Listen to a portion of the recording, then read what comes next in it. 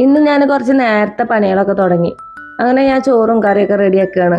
അപ്പോൾ അതിനിടെ നല്ല ചൂട്, കുറച്ച് മാങ്ങ കട്ട് ചെയ്തിട്ടാവും കഴിച്ച്. അങ്ങനെ കുട്ടികൾക്കൊക്കെ ചായ കൊടുത്ത് ഞാൻ ചോറൊക്കെ റെഡിയാക്കാൻ പോവാണ്.